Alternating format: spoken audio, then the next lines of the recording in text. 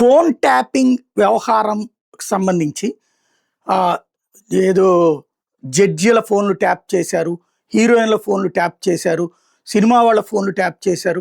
వాళ్ళ కుటుంబాలని నాశనం చేశారు. ఇదంతా కాంగ్రెస్ మాట్లాడడం వేరు.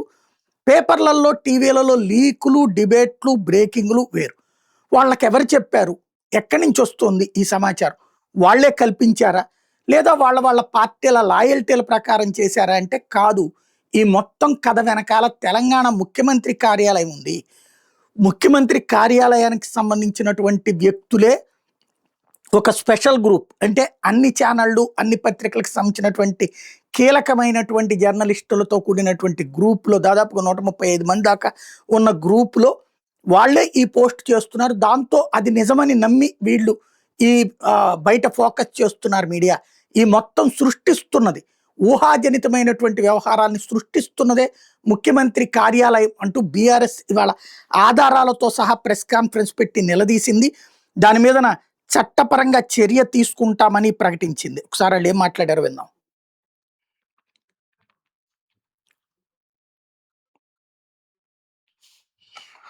అందరికీ నమస్కారం.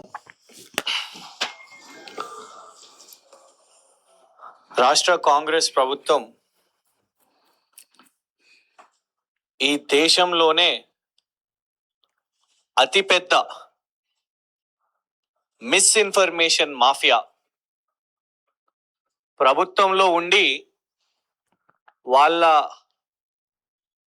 ప్రభుత్వ పెద్దలు నేరుగా ముఖ్యమంత్రి గారి కార్యాలయం నుంచే ఏ విధంగా అయితే గతంలో రేవంత్ రెడ్డి గారికి ఒక ఎక్స్పర్టీస్ ఉంది, గుర్తుంటే వారి సొంత నాయకులు ఉత్తమ్ కుమార్ రెడ్డి గారి మీద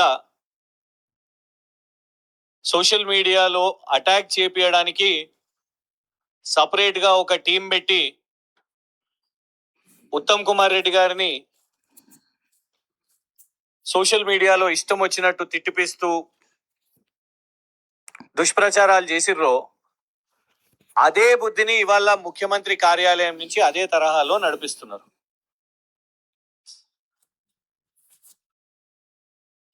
మాకు 138 సభ్యులు ఉన్న ఒక వాట్సాప్ గ్రూప్ ఏదైతే ముఖ్యమంత్రి కార్యాలయం నుంచి నడిపిస్తున్నారో అందులో పాపం ఒక ఇక తెలంగాణ అభిమాని అనుకోవచ్చు, ఒక విజిల్ బ్లోవర్ ఈ దుష్ప్రచారాలు తట్టుకోలేక ఇక వీటి స్క్రీన్ షాట్స్ పంపించారు. ఎంత దారుణం అంటే ఇన్ని రోజులు అందరూ కూడా ఒకటే ప్రశ్న,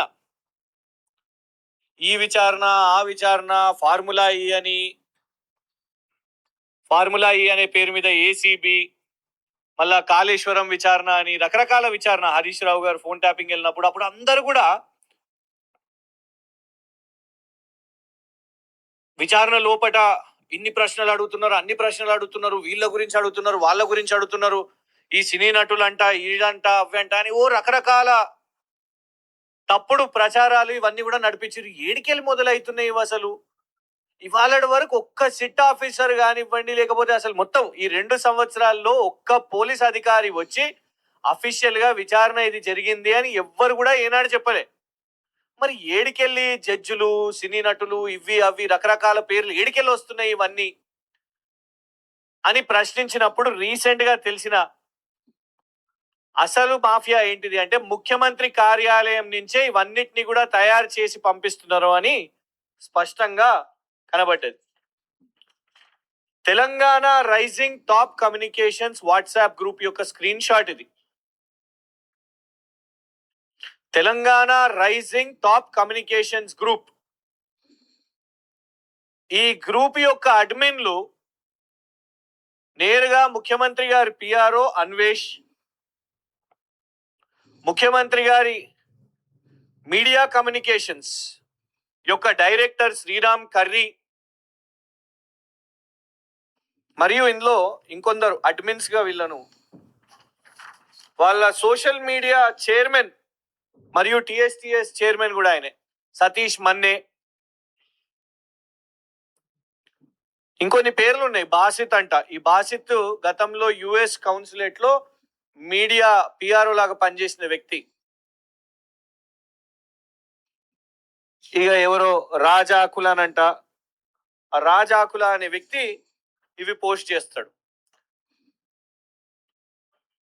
లోపట విచారణ జరిగేటప్పుడు సినీ నటులతోని మాట్లాడినరు, మీరు వాళ్ళ ఫోన్లు ట్యాప్ చేసిండ్రు, ఇట్లాంటి థంబ్నెయిల్స్ పెట్టి వీళ్ళు ఈ వాట్సాప్ గ్రూప్ లో ఈ 138 సభ్యులకు వీళ్ళకు పంపించి మొత్తం ఇక ఈ 138 సభ్యులు ఇవ్వండి, ఇంకా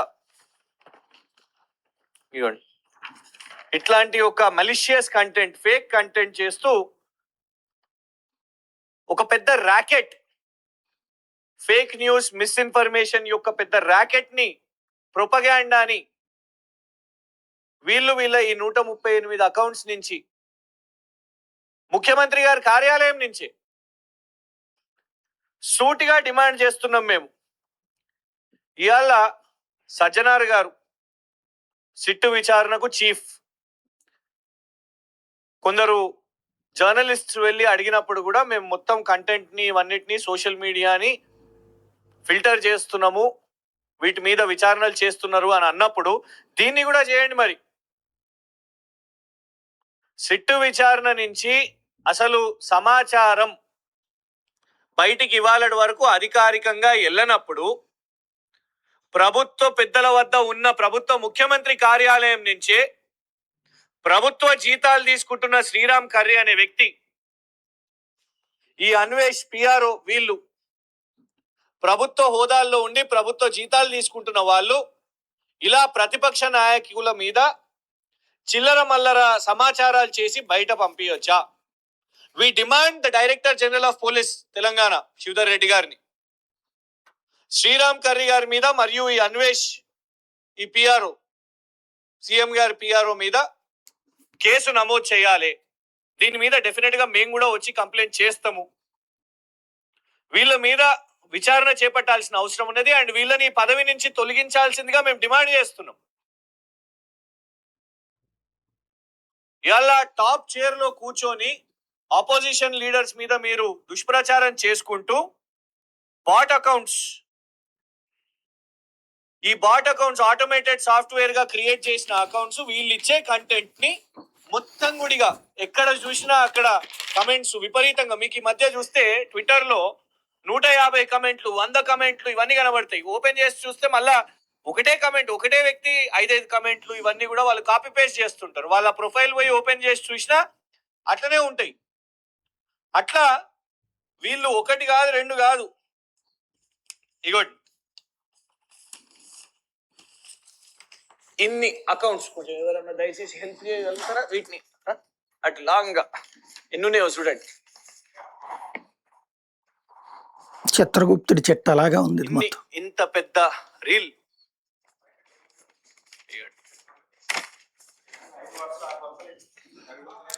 ట్విట్టర్ లో ట్వీట్లు అన్ని మొత్తాన్ని కాపీ తీశారు వీళ్ళు. ఇవ్వండి ఇన్ని,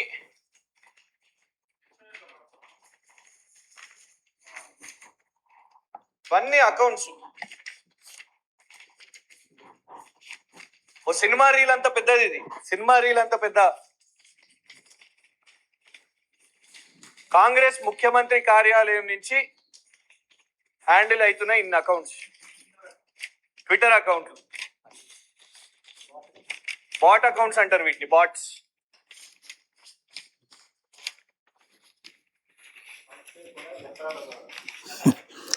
మనకి భోజనాల ప్లేట్లు కనుక ఇది పెడుతుంటారు, షీట్ వేస్తుంటారు, మొత్తం ఒక బంతికి సరిపడేటటువంటి పేపర్ రోల్ అట్లుంది. ఆ రోలు వీళ్ళు రీల్ చేస్తాం. ఎన్ని వేల అకౌంట్లు చూడండి మీరు.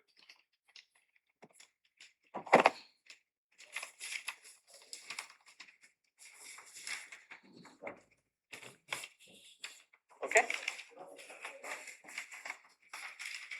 అయిపోతలేదు, ఇంకా చాలా ఉన్నాయి, ఇంకా వేల అకౌంట్స్ ఉన్నాయి అందులో. ఇది ఒక ముఖ్యమంత్రి కార్యాలయమే నేరుగా ఒక మాఫియా లాగా నడిపిస్తోంది.